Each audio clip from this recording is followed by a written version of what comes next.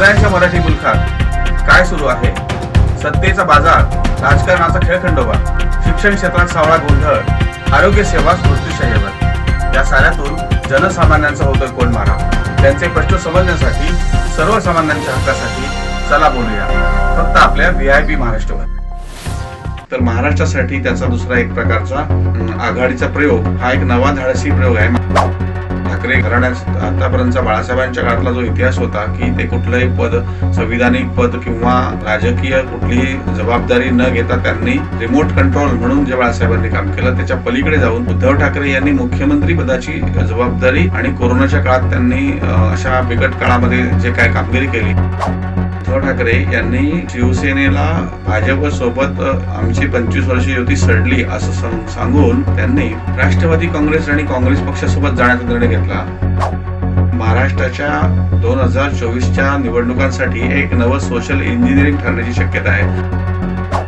बेरजेचं राजकारण, शरद पवारांच्या राजकारणाच्या आतापर्यंतच्या एकंदर स्टाईल प्रमाणे बेरजेचं राजकारण ज्याला म्हटलं गेलं आहे, असं बेरजेचं राजकारण उद्धव ठाकरे करतायत. नमस्कार, VIP महाराष्ट्राच्या चला बोलूया कार्यक्रमात आपलं सर्वांचं स्वागत. रविवारी MIG क्लबमध्ये शिवसेनेचे पक्षप्रमुख उद्धव ठाकरे आणि समाजवादी पक्षाच्या 21 गटांच्या नेत्यांची एक बैठक झाली. ऑगस्ट महिन्यामध्ये पुण्यामध्ये एक बैठक झाली आणि या बैठकीमध्ये समाजवादी परिवारातले सर्व पक्ष आणि संघटना एकत्र आल्या आणि शिवसेनेचे पक्षप्रमुख उद्धव ठाकरे यांना पाठिंबा देण्याचा निर्णय झाला.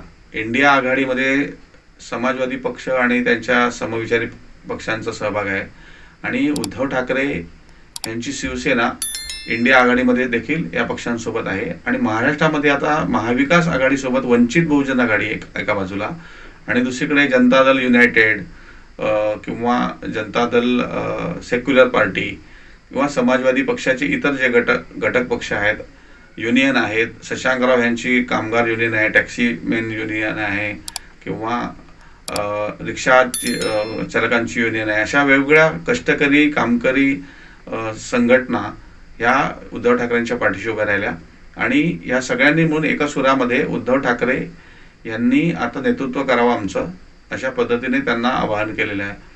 आणि या बैठकीमध्ये उद्धव ठाकरे यांनी सांगितलं की तुमचे आणि आमचे जरी काही मतभेद असले आणि जरी काही मागच्या काळामध्ये आपण दुरावा निर्माण झाला असला आपल्यामध्ये, तरी सुद्धा आताच्या काळाची जी गरज आहे ती ओळखून आपण सगळ्यांनी एकत्र येण्याचा जो निर्णय घेतला आहे तो चांगला निर्णय आहे. आपल्यात जरी मतभेद असले तरी हे मतभेद आपले किंवा आपले वैचारिक जे भेद आहेत ते कायम ठेवून आपण एका समान लक्ष्यासाठी एकत्रितपणे काम करू शकतो आणि आपण एकत्रितपणे आता देशासमोर जे संविधान धोक्यात आलेला आहे, देशाची लोकशाही आणि धर्मनिरपेक्ष जे ढाचा आहे, हा ढाचा संकटात आलेला असताना आपण आता समाजवादी आणि शिवसेना, वंचित बहुजन आघाडी आणि महाविकास आघाडी असं सगळ्यांची एकत्रित जी इंडिया आघाडी आहे त्याचा एक दुसरा महाराष्ट्राच्या पुरता म्हणायला गेलं तर महाराष्ट्रासाठी त्याचा दुसरा एक प्रकारचा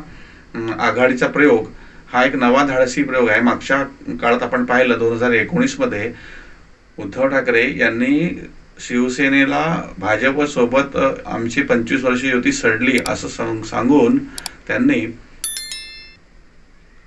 राष्ट्रवादी काँग्रेस आणि काँग्रेस पक्षासोबत जाण्याचा निर्णय घेतला आणि नंतरच्या काळात त्यांनी 2.5 वर्ष हे सरकार चालवून दाखवलं. म्हणजे ती सुद्धा उद्धव ठाकरेंच्या राजकारणाचा आणखी एक धाडसी हे म्हणायला लागेल की त्यांनी स्वतः मुख्यमंत्रीपद भूषवलं.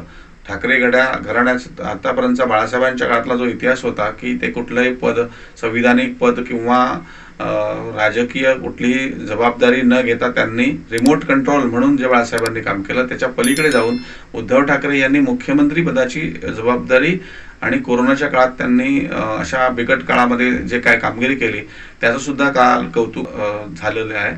आणि MIG क्लबमध्ये सुद्धा अनेक नेत्यांनी उद्धव ठाकरे यांचा कुटुंब प्रमुख असा जो उल्लेख केला.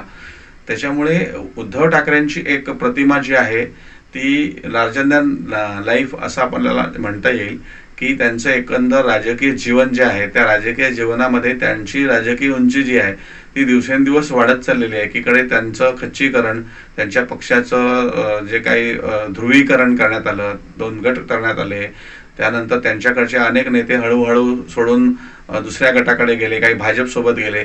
त्यानंतर उद्धव ठाकरे यांनी ज्या पद्धतीने आपल्याशी वैचारिक मतभेद असलेल्या गटतटांना सुद्धा देखील आपल्या सोबत एकत्र आणण्याचा जो काही नवा धाडसी प्रयोग सुरू केलेला आहे, मला वाटतं महाराष्ट्राच्या 2024च्या निवडणुकांसाठी एक नवं सोशल इंजिनिअरिंग ठरण्याची शक्यता आहे. आणि उद्धव ठाकरे यांच्या नेतृत्वाला मतभेदांच्या पलीकडे, राजकीय मतभेदांच्या पलीकडे जो रिस्पॉन्स मिळतो आहे किंवा ज्या पद्धतीने त्यांना जो पाठिंबा मिळतो आहे, त्याच्यामुळे सर्वसामान्य जनतेच्या मनामध्ये एक उद्याच्या काळातील उगवता राजकीय तारा अशा पद्धती त्यांची एक प्रतिमा निर्माण झाली आहे. भारतीय जनता पक्षाने जे काही राजकारण शिवसेनेसोबत किंवा राष्ट्रवादी काँग्रेस पक्षासोबत केलेलं आहे, त्याच्या समोर, त्याच्या विरुद्ध दिशेने जर पाहायला गेलं तर ही जी काही जुळवाजुळव राजकीय बेरजेचं राजकारण, शरद पवारांच्या राजकारणाच्या आतापर्यंतच्या एकंदर स्टाईल प्रमाणे बेरजेचं राजकारण ज्याला म्हटलं गेलं आहे, असं बेरजेचं राजकारण उद्धव ठाकरे करतायत. आणि मला वाटतं 2024चे राजकीय हिरो होण्याच्या दृष्टीने त्यांचं एक आणखी पडलेलं पाऊल आहे. आणि हे एक धाडसी पाऊल म्हणावं लागेल.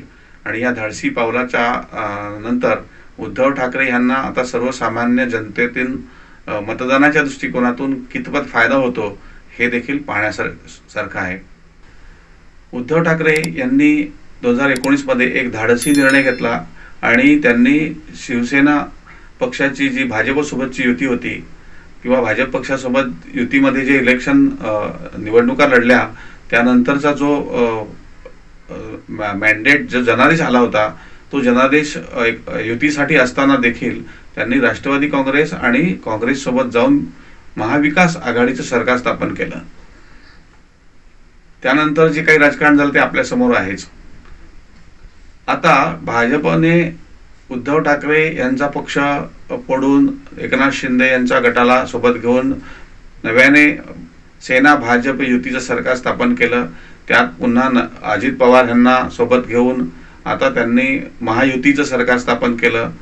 परंतु या सगळ्या घडामोडी होत असताना दुसरीकडे उद्धव ठाकरे मात्र पुन्हा एकदा प्रबोधनकार ठाकरेंचा जो वारसा होता तो वारसा सांगत अगोदर त्यांनी वंचित बहुजन आघाडीसोबत घरोबा केला.